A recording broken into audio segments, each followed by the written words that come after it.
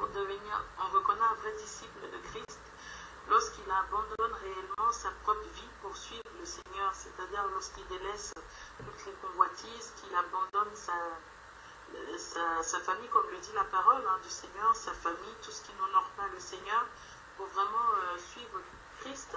Lorsque, quand il faut se positionner, il se positionne toujours pour le Seigneur avant de regarder aux choses du monde. Et je voulais avoir l'avis de mes frères là-dessus. Qu'est-ce qu'ils en pensent? Parce que moi, selon ce que je lis dans la parole, je suis d'accord avec ce qu'il dit, que le vrai disciple du Seigneur, on le reconnaît par sa manière de vivre, par ses choix et les choix qu'il fait. Mais après, je voulais aussi avoir l'avis des frères pour savoir ce qu'ils en pensent.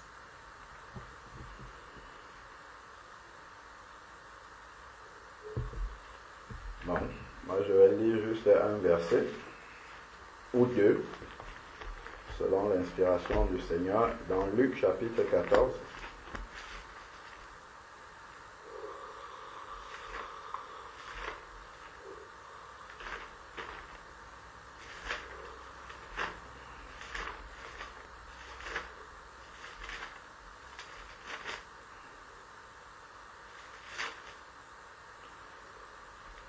Luc chapitre 14, pardonnez-moi, ça va pas être un verset. Je serai obligé de lire le contexte pour qu'on comprenne. Dans Luc chapitre 14, à partir du verset 25,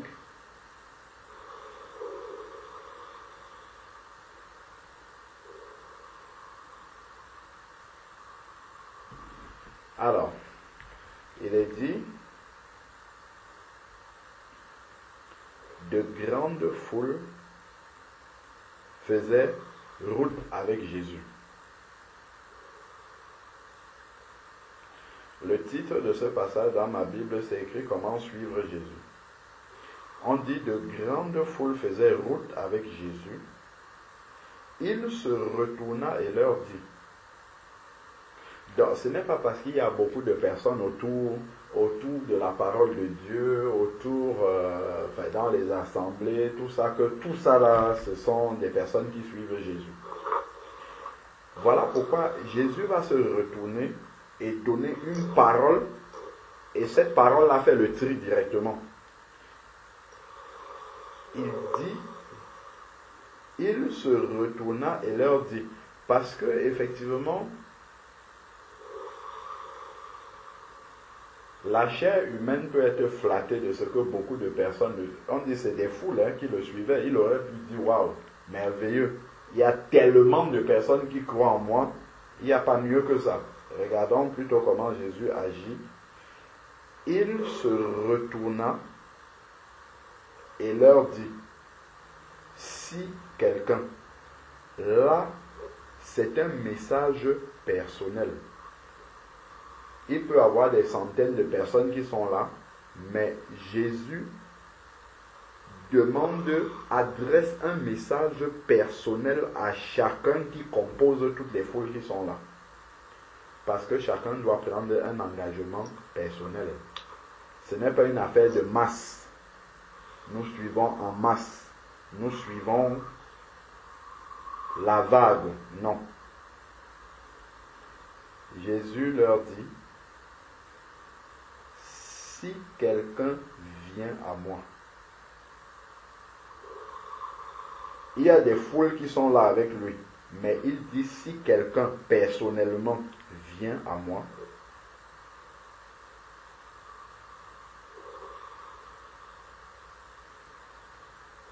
et s'il ne hait pas son père, sa mère, sa femme, ses enfants. Si nous avons remarqué les personnes qui mettent là, ce sont les personnes qui sont les plus chères à un être humain.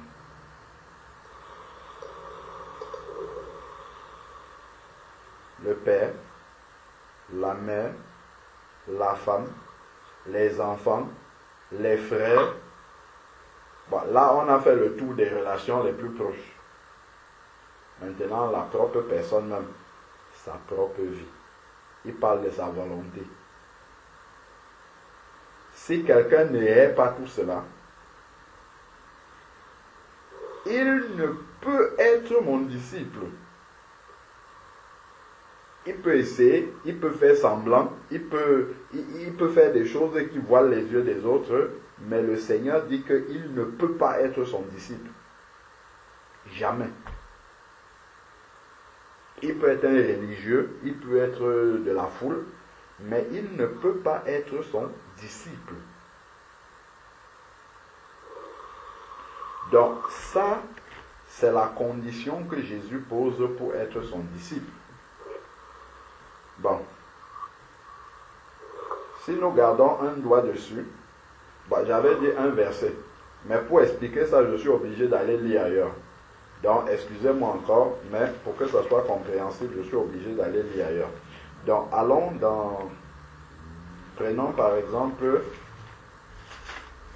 Éphésiens chapitre 6 ou Colossiens chapitre 3, Éphésiens chapitre 6. C'est écrit, Éphésiens chapitre 6, à partir du verset 1. C'est écrit, enfants, obéissez à vos parents selon le Seigneur. Cela est juste. Honore ton père et ta mère, c'est le premier commandement accompagné d'une promesse, afin que tu sois heureux et que tu vives longtemps sur la terre. Comment le Seigneur peut dire d'honorer le père et la mère, et en même temps, ici, là, il dit que pour être son disciple, il faut haïr le père et la mère.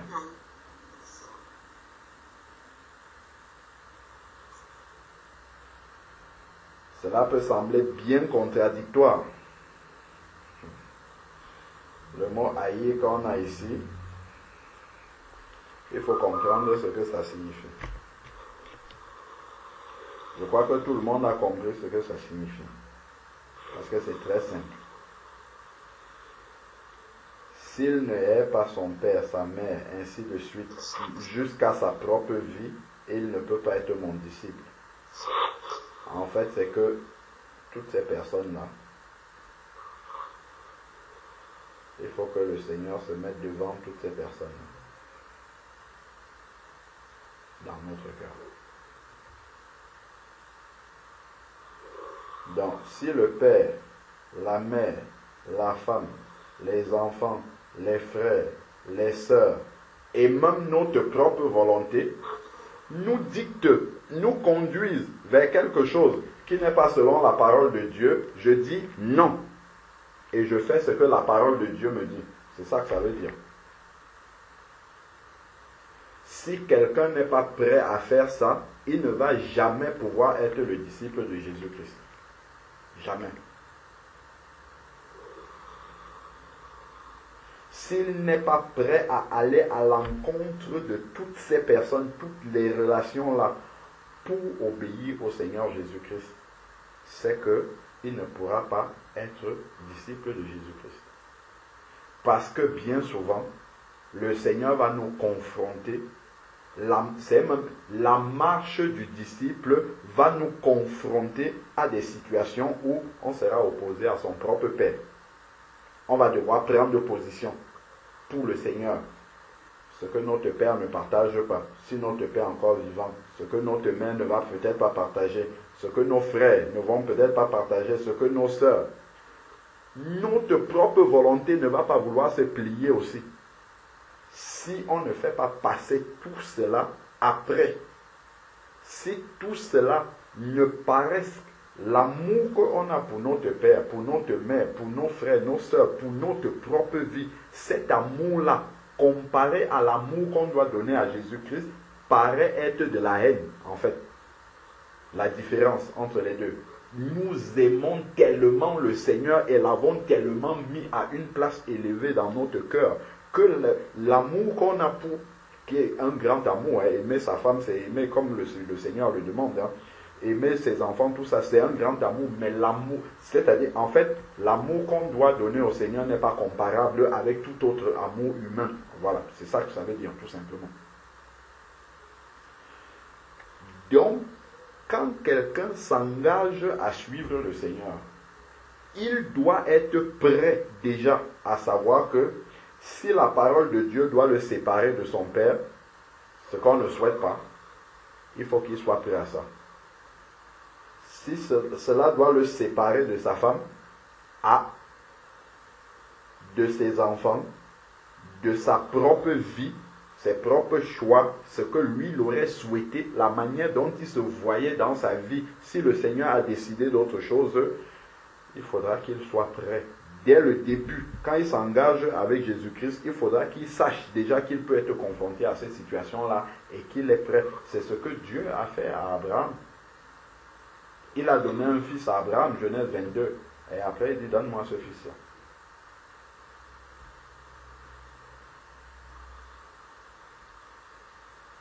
Donc, le disciple, c'est quelqu'un qui se discipline déjà dans son cœur. Il a pris déjà la ferme décision que quel que soit ce qu'il y aura contre vent et marée, contre toutes les personnes qui sont là, si ces personnes-là sont avec lui pour suivre Jésus, gloire au Seigneur, c'est la volonté de Dieu. Mais si une de ces personnes-là ne le suit pas avec Jésus-Christ, il va d'abord suivre Jésus-Christ. En suivant Jésus-Christ, il prie pour que tous ceux qu'on voit dans la liste là puissent suivre également. Ça, celui qui s'engage à être disciple doit déjà avoir accepté le prix de ce sacrifice.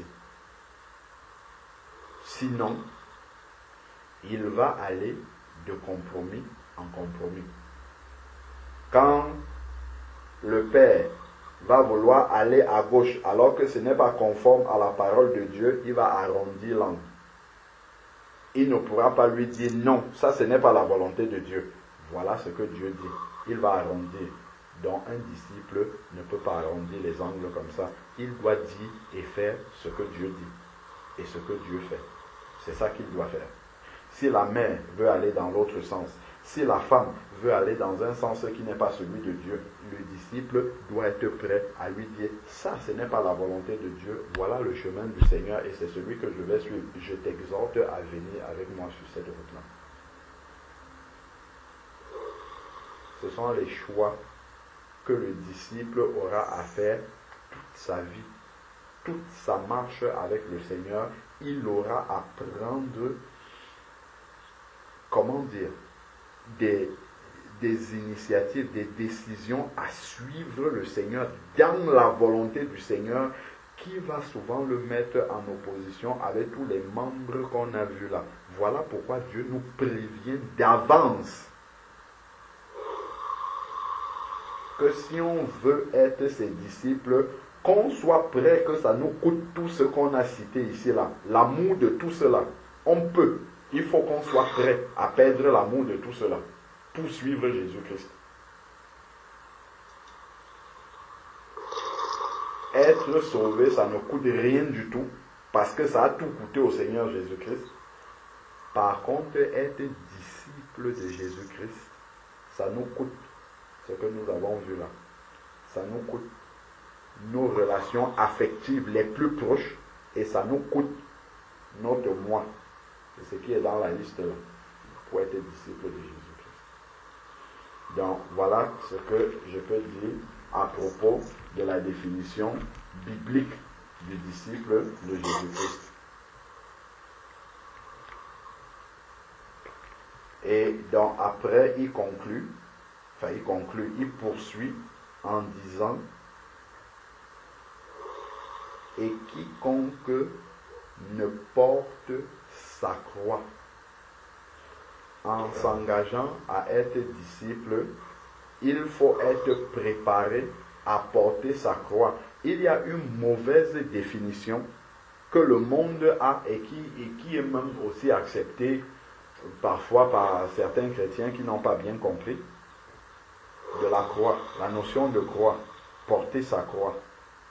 Certaines personnes pensent que quand il t'arrive un malheur, c'est que tu portes ta croix. Par exemple, je ne sais pas moi, tu as une maladie incurable qui arrive, voilà, tu portes ta croix. Ou bien, je ne sais pas moi, ta femme part de la maison avec les enfants, oui, tu portes ta croix. Non, ça, ce n'est pas ça la définition de la croix.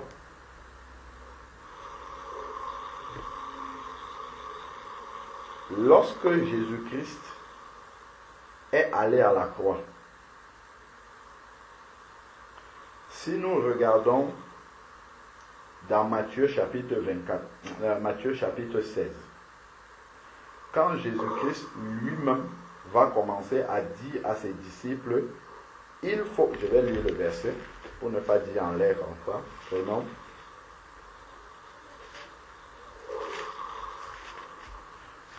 Voilà effectivement pourquoi l'être humain ne peut pas diriger le culte. Au début, j'ai dit, je vais lire juste un verset, regardez tout ce qui est en train d'arriver. On ne peut pas prévoir d'avance ce que le Saint-Esprit va faire. Donc, Matthieu chapitre 16,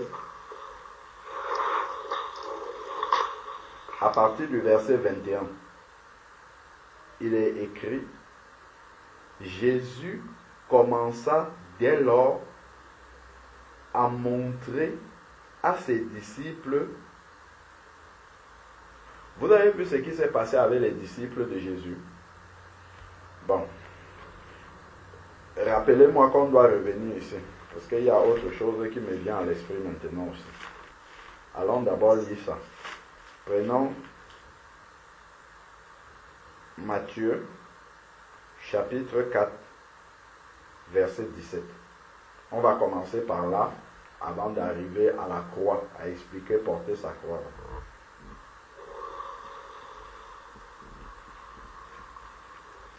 Matthieu, chapitre 4, verset 17.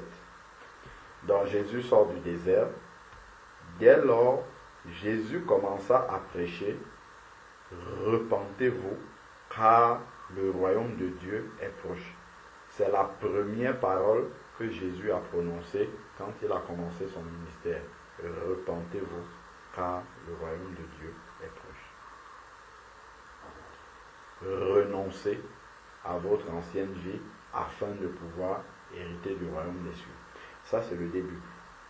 Au bord de la mer de Galilée, il vit deux frères, Simon, appelé Pierre, et André, son frère, qui jetaient leurs filets. Ils étaient en train de travailler. Ils étaient dans leur activité gagne-pain, leur vie. Qu'est-ce qui s'est passé? En effet, ils étaient pêcheurs. Ils sont au travail. Voilà ce que Jésus va leur dire. Il leur dit, suivez-moi. Quelqu'un qui est en train de travailler, qui est en train de gagner son pain, Jésus arrive, il lui dit, suivez-moi, je vous ferai pécheur d'hommes. C'est une seule parole. Et regardez comment ils réagissent. Ils ne disent pas, attends d'abord, avant de te suivre, j'ai des choses à régler. Laisse-moi aller voir mon père pour lui dire que maintenant je vais maintenant marcher avec toi. Laisse-moi aller voir ma femme. Laisse-moi aller annoncer à mes enfants que je... Aussitôt, il laissait, Pierre était marié, hein, attention. Aussitôt, il laissait les filets et le suivirent. Dès que Dieu leur a révélé quelque chose, Dieu te révèle quelque chose, aussi promptement tu obéis, peu importe si les autres vont venir après, ils viendront après, mais toi promptement déjà tu obéis. C'est comme ça qu'un disciple doit être prêt à s'engager aussitôt. Ils ont fait la volonté du Seigneur. Il va plus loin maintenant. Ils laissèrent leur filet. C'est-à-dire qu'ils ont laissé ce qui était leur identité d'avant. Ils ont renoncé à eux-mêmes. C'est ça en fait ici. Parce que pécheurs, c'était eux-mêmes. C'était leur vie. Ils ont abandonné leur ancienne vie, ce qu'ils étaient jusque-là. Leur subsistance même, ils ont laissé ça pour faire confiance au Seigneur. Attention, regardez ici. Ils ne demandent pas au Seigneur, maintenant que nous laissons la pêche là, est-ce que tu sais que c'est les poissons là qui nourrissait notre famille. Est-ce que tu sais que c'est la vente de cela qui nourrissait, nous permettait de boucler nos fins du mois? Non, ils n'ont posé aucune question au Seigneur et ils l'ont suivi par la foi. Leur lendemain, ainsi de suite, leur famille, comme on va marcher avec toi maintenant, qui prend soin de nos familles? Ils n'ont posé aucune question par rapport à ça. Tonton Nicanor, ton micro est ouvert, s'il te plaît. Donc, ils n'ont posé aucune question au Seigneur par rapport à leur devenir. La seule chose qu'ils savaient, c'est qu'à l'instant, si on a rencontré le Messie et la suite de notre vie dépend de ça. Ils sont partis promptement, aussitôt.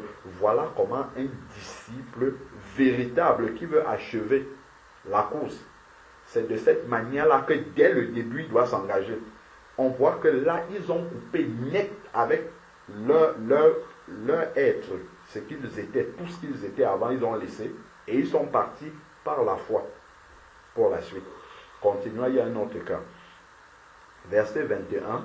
En allant plus loin, il vit deux frères, Jacques, fils de Zébédée, et Jean, son frère, qui étaient dans la barque avec, là il y a quelqu'un en plus.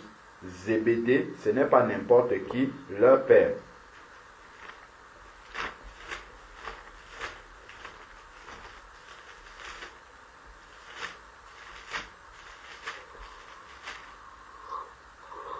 Dans Luc chapitre 14, qu'on a lu tout à l'heure, verset 26, si quelqu'un vient à moi, s'il ne hait pas, vous avez vu le premier mot qui est là, c'est son père. Et ici, c'est le père qui est là aussi. Et voilà un exemple qui va montrer quand Jésus parle de s'il ne hait pas son père. Regardez ici. Ce qui est en train de se passer ici. Donc, ils étaient dans la barque avec Zébédée, leur père, et ils réparaient leur filet.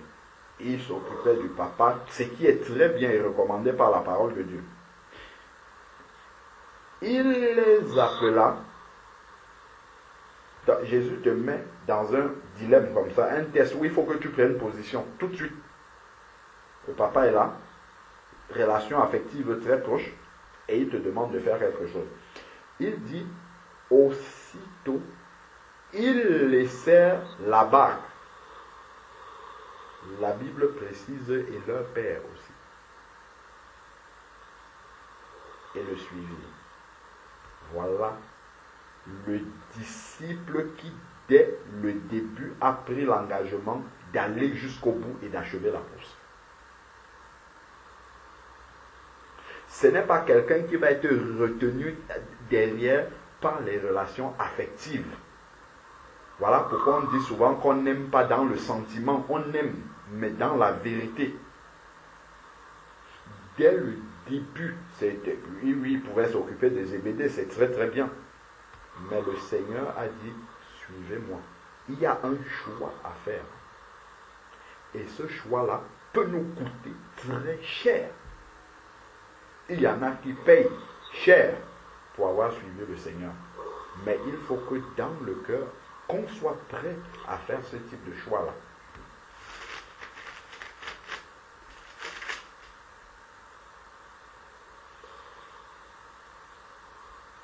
Alors,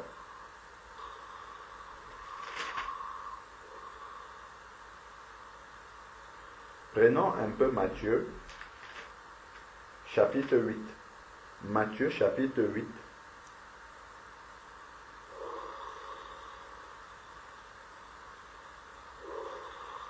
Matthieu, chapitre 8, verset 21.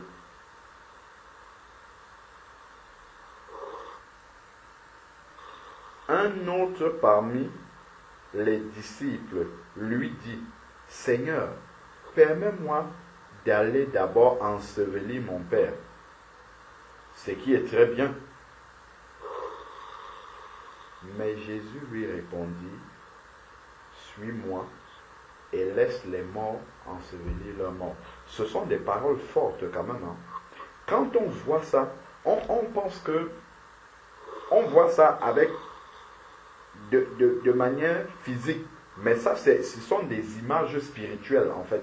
Ça représente toutes les situations que Dieu mettra dans nos vies où on sera avec des personnes qui nous sont chères, qui nous sont proches, où on devra prendre position pour le Seigneur et rester sur cette position-là. C'est tout ça que Dieu nous montre d'avance en fait. C'est pour couper entre l'affectif et la vérité. C'est ça. Les relations affectives les plus proches que le Seigneur nous recommande même d'entretenir, nos pères, ça ne doit absolument pas nous amener, nous compromettre par rapport à l'obéissance à la volonté du Seigneur. Toi, suis-moi. Laisse les morts ensevelir leurs morts. Ceux qui sont morts spirituellement, laisse-les s'affairer autour de la mort physique. Ça les concerne là-bas. Mais le royaume, c'est pour les vivants. Viens travailler pour les vivants. Retournons dans Matthieu 16. C'est de là que nous sommes partis. On a fait une petite parenthèse pour montrer comment les disciples qui ont achevé la course, la Pierre, Jean, Jacques, ainsi, comment est-ce qu'ils ont commencé? Parce qu'il y avait un choix clair pour eux. Ils ont coupé net avec leur ancienne vie et ils n'ont pas regardé à leur filet. Ils n'ont pas dit Jésus, attends, on va prendre un petit morceau de filet, on va partir avec.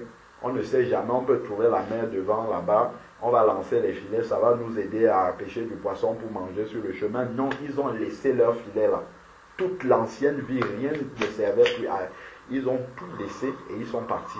Sans rien de l'ancienne vie. Ils ont tout laissé et ils sont partis avec le Seigneur. Ils ont laissé les relations affectives, ce qui les retenait. Ça aussi, le Père, il est resté et eux, ils sont partis avec le Seigneur pour faire sa volonté. Matthieu chapitre 16, nous étions là. On parlait de la croix, la définition biblique. Quand on dit que quelqu'un porte sa croix, qu'est-ce que ça signifie? On a compris déjà que ce n'est pas un malheur qui nous arrive de je ne sais où et qu'on subit. Et ça, on va le comprendre davantage avec ce passage. Donc, nous sommes dans Matthieu chapitre 16, verset 21. Matthieu 16, verset 21. Jésus commença dès lors à montrer à ses disciples. Pour être disciple, souvenons-nous de Luc 16, il a commencé par dire qu'il faut haïr le père, la mère, ainsi de suite. C'est-à-dire que ceux-là doivent passer loin derrière la volonté du Seigneur. Jésus commença dès lors à montrer à ses disciples qu'il fallait aller à Jérusalem, souffrir beaucoup de la part des anciens. Il fallait aller à Jérusalem.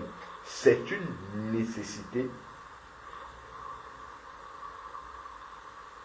d'aller à Jérusalem, de souffrir beaucoup de la part des anciens, des sacrificateurs et des scribes et d'être mis à mort. Et ensuite ressusciter le troisième jour. Donc, voilà ce qui devait arriver. Jésus aurait pu dire, au lieu que j'aille à Jérusalem, pourquoi je vais aller me donner là-bas, me livrer pour qu'on me crucifie, pour que je meure, ainsi de suite. Mais autant laisser le chemin de Jérusalem, je prends l'autre chemin qui va à Jéricho ou ailleurs. Comme ça, je ne meurs pas. D'ailleurs, on lui a même proposé ça, regardez. Regardons, et c'est son disciple qui lui a proposé ça. Pierre le prit à part et se mit à lui faire des reproches.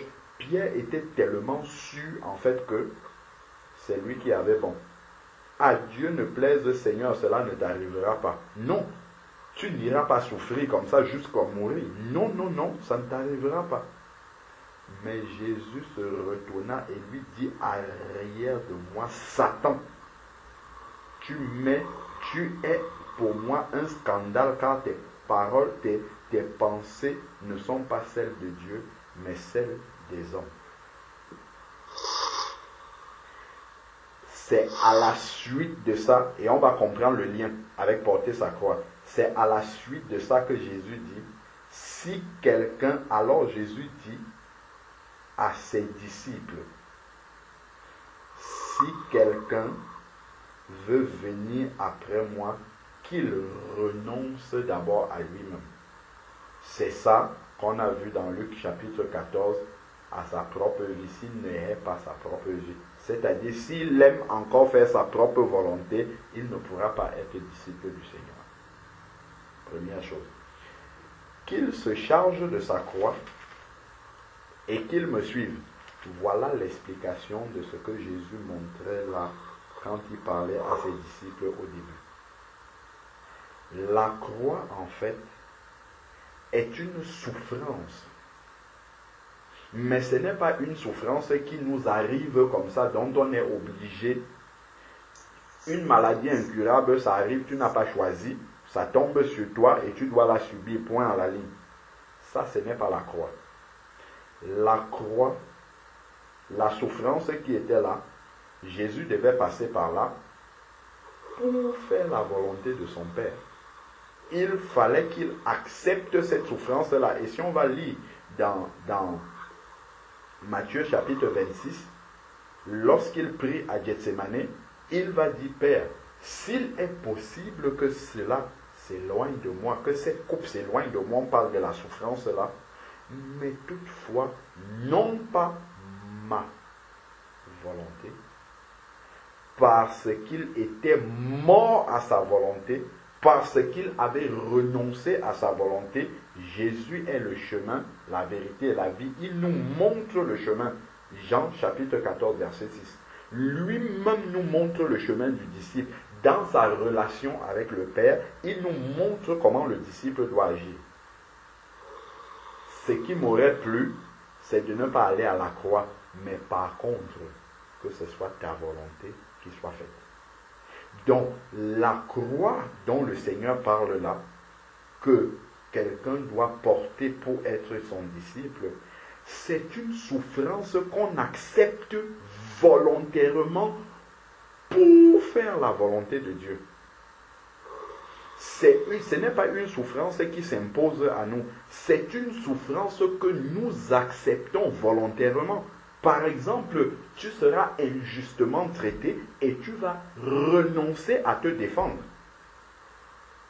Quelqu'un vient, il t'insulte copieusement, tu es capable de le tabasser bien comme il faut et tu vas rester, tu vas te laisser humilier devant les gens et tu vas te taire et en plus de ça, tu vas lui dire que Dieu te bénisse et ça, tu vas ramasser toute la souffrance.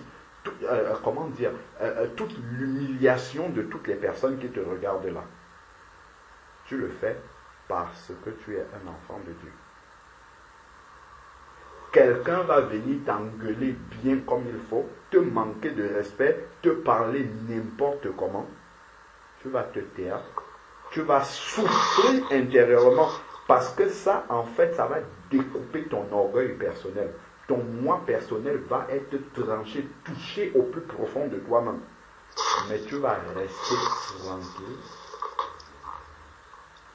Parce que avant, pour arriver à faire ça, c'est parce que avant tu avais renoncé à ton moi.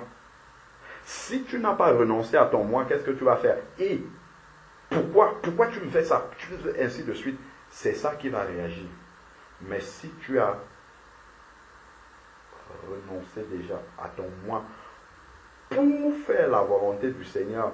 Tu sais que Jésus-Christ, lorsqu'il a été mené à la croix, il est parti comme un agneau sans défense. Tu renonces à te défendre.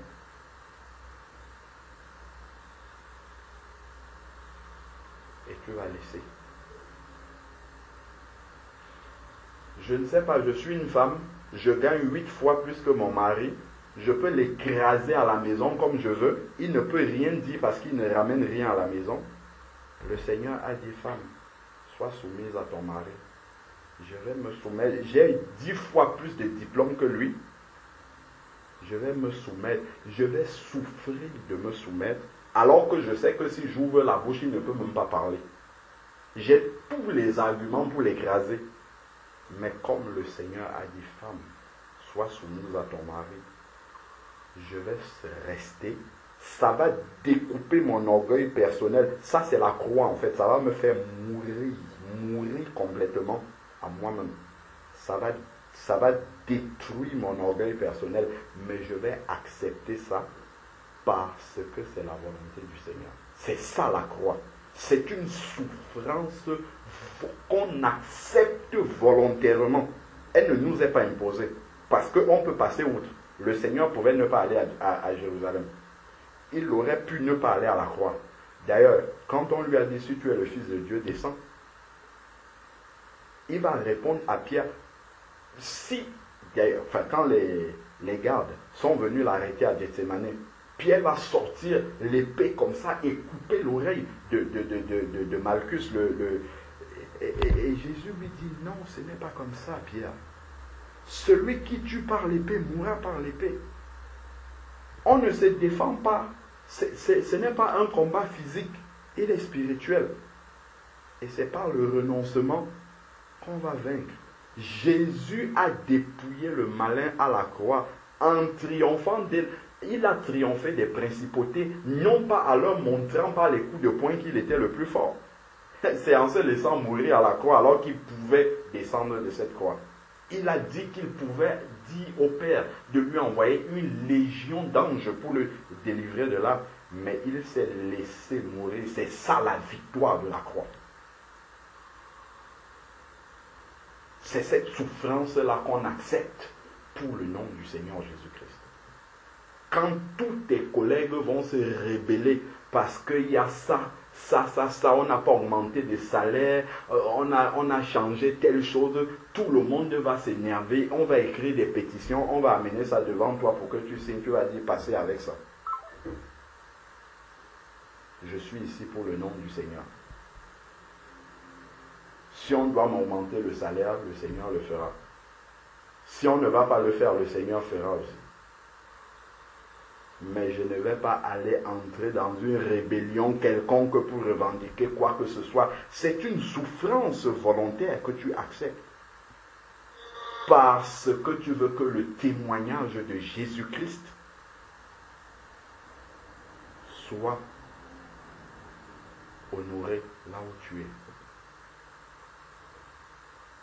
C'est tout cela la croix en fait.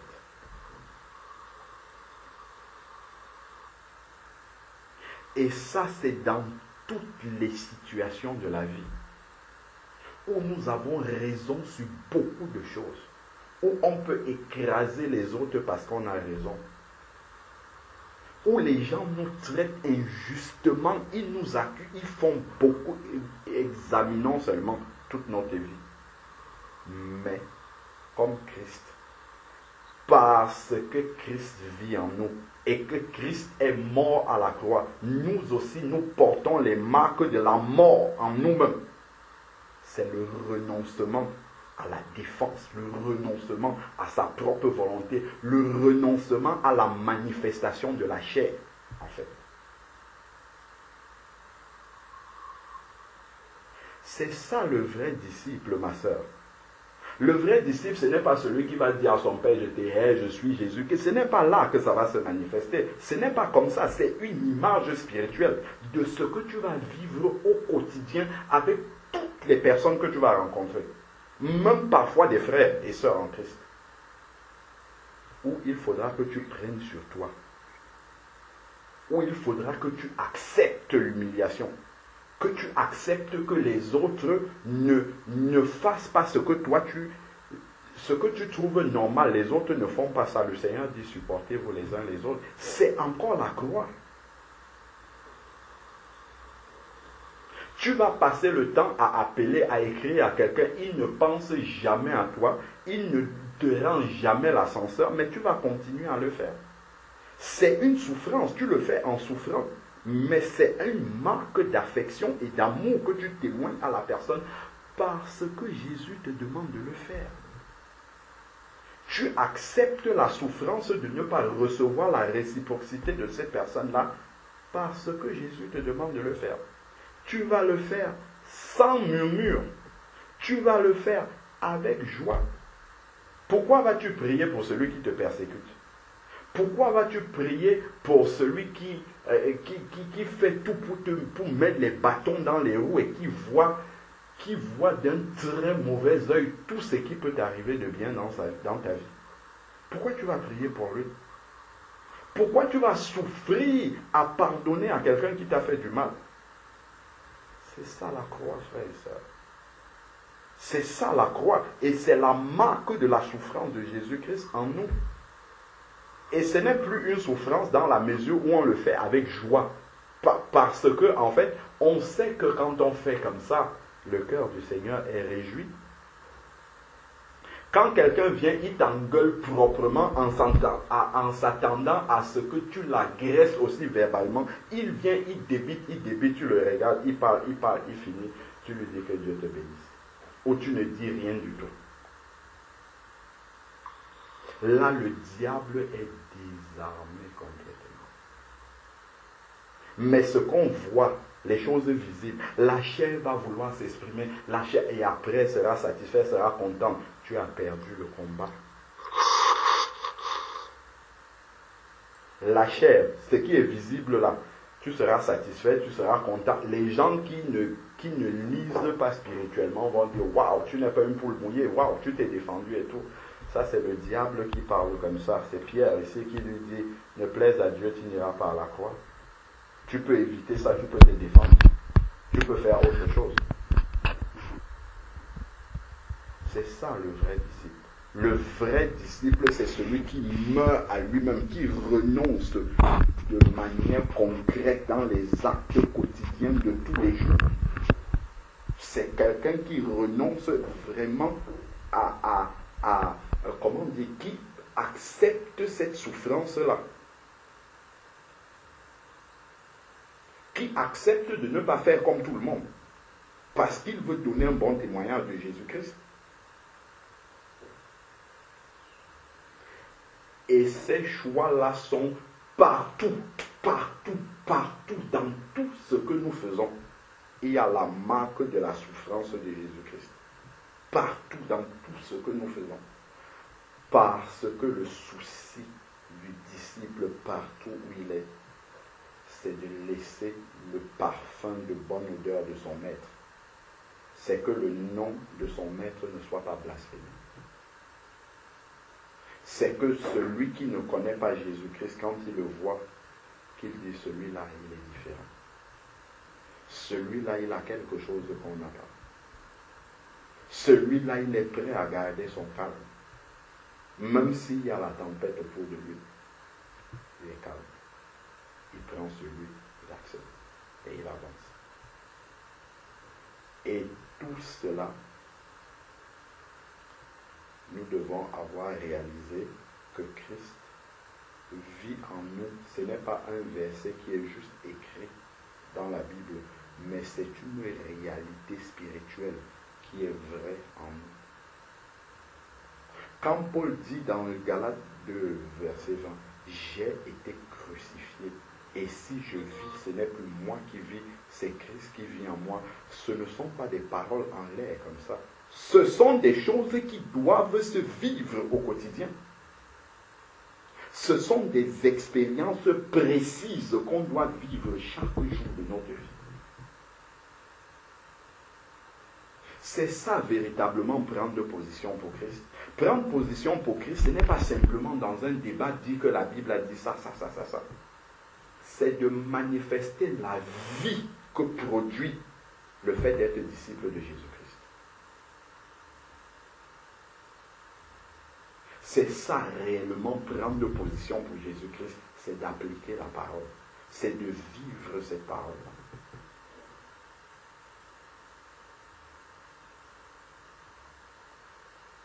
C'est de demander pardon, même quand tu sais que, bon voilà, tu aurais pu ne pas demander pardon. Au travail, souvent, ça arrive dans plein de choses. Tu demandes pardon aux gens. Personne ne fait ça. Oh, tu sais, tu aurais pu ne pas demander pardon, tu tiens à demander pardon. Parce que là, même si personne n'a vu que tu aurais pu faire mieux, que tu aurais, tu aurais dû faire autrement, mais comme toi, devant le Seigneur, tu sais que tu ne travailles pas parce que tu as un salaire à la fin du mois, tu travailles, c'est écrit que l'employé doit travailler comme pour son maître, comme pour le Seigneur Jésus-Christ, même devant les chefs humains là. Donc tu vas répondre à ton chef humain comme si c'est le Seigneur qui contrôlait ce que tu fais. C'est ça la vérité. Et ça, c'est une souffrance. Parce que tu peux faire comme tous tes collègues. Tu peux envoyer pour mener les chefs, on ne va rien te faire. Mais tu ne vas pas faire cela. Parce que tu sais que ce chef-là qui est devant toi, c'est quelqu'un que Dieu a mis devant toi, qui représente le Seigneur aussi pour toi. Parce que Dieu t'apprend à obéir au travers de ton chef humain. En fait, quand tu lui obéis, tu apprends à obéir au Seigneur. C'est pour ça que Dieu l'a mis là. Même l'État, parfois, tu peux avoir envie de les envoyer promener en grillant tous les feux rouges, en ne respectant pas les limitations de vitesse, en passant, ne respectant rien sur le code de la route. Tu peux faire comme tout le monde. Mais pourquoi tu vas prendre le temps de t'arrêter parce qu'un feu est rouge et ne pas passer? Parce que la mort de Christ est en toi. Quand tout le monde passe, même si le métro est en train de partir, tu vas rester, tu vas respecter le feu rouge. C'est la mort de Christ qui se manifeste en toi. Tout cela, c'est ça la manifestation véritable de la croix en nous. Accepter une souffrance volontaire dont on pourrait se passer. On n'accepte pas de descendre de cette croix, c'est-à-dire de contourner cette souffrance. On accepte de la vivre par amour pour le Seigneur. Voilà la croix. Et c'est ça. Quand on voit quelqu'un vivre comme ça, c'est ça qui montre qu'il est un disciple du Seigneur. Et qu'il a vraiment reçu Jésus-Christ dans sa vie, en vérité. C'est pas simplement quelqu'un qui parle de Jésus tout le temps. C'est pas simplement quelqu'un qui prie tout le temps, qui est très spirituel d'apparence. Ce n'est pas là que tu vois le véritable disciple. Le véritable disciple, tu le vois quand la souffrance arrive comme ça pour le nom de Jésus-Christ et qu'il accepte de vivre cette souffrance. Et il la vit dans la joie parce qu'il sait que son maître dans le ciel est réjoui quand il le voit agir comme ça. C'est là qu'on voit le vrai disciple. D'après les définitions du disciple que nous lisons là dans la Bible. C'est celui qui dit « J'irai à Jérusalem pour mourir. J'irai à tel endroit. Je ne vais pas renoncer parce que je vois la souffrance arriver. Je vais aller affronter cette souffrance-là parce que le nom du Seigneur sera glorifié. Je vais accepter cette souffrance-là parce que ça va manifester la vie du disciple. La vie de Christ dans le disciple va se manifester au travers du fait que je vais accepter la souffrance qui va m'être imposée et que les païens ou même ceux qui sont même chrétiens à côté de moi, quand ils vont voir ça, ils vont dire que Christ vit réellement parce que je l'ai vu vivre dans cette personne qui est là devant moi. Quand je vois ce qu'elle vit, quand je vois ce qu'elle accepte, quand je vois à quel point cette personne-là renonce à elle-même, diminue, devient petite, se fait petite, je reconnais qu'il y a vraiment un Seigneur. Parce que cette personne-là, elle a les arguments pour se mettre au-dessus de tout le monde. Mais ce n'est pas ça qu'elle fait. Elle est petite. Elle a accepté de prendre cette position-là. et qu'on la piétine, qu'elle soit comme une serpillère. Nous sommes des balayus du monde, l'apôtre Paul nous dit. C'est ça le disciple du Seigneur. C'est ça véritablement la marque du disciple. Paul disait, je porte dans ma chair les marques de Christ. C'est ça, les marques de la souffrance de Christ. J'achève dans ma chair ce qui manquait aux souffrances de Christ. C'est ça, c'est ce renoncement-là. C'est ça véritablement. Et le Seigneur, dès le début de notre marche, commence déjà par mettre le doigt dessus en disant, attention, la vie avec moi, c'est la croix.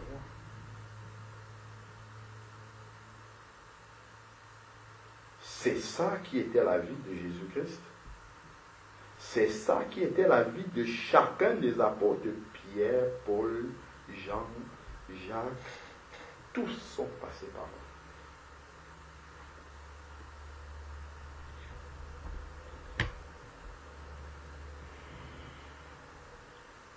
Donc, vraiment, soyons prêts.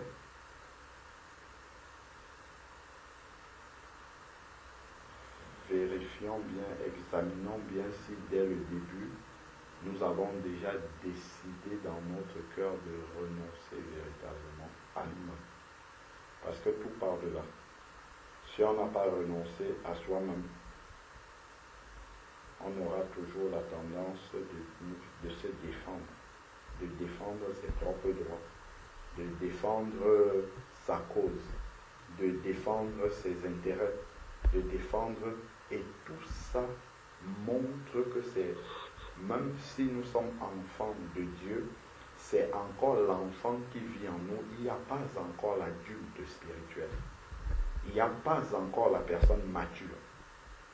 Parce que pour aller à la croix, comme Jésus dit là, au point où Satan lui propose d'éviter la croix en te proposant un compromis, mais il dit, je vais y aller pour mourir.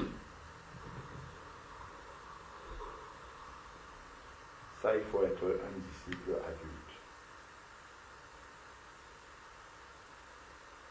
Et c'est là que ça se voit, véritablement. C'est là que nous mesurons notre croissance réelle en Christ. La croissance, ce n'est pas la connaissance de la parole de Dieu, parce que la connaissance peut enfler. Mais la maturité même du disciple en nous ne suit pas.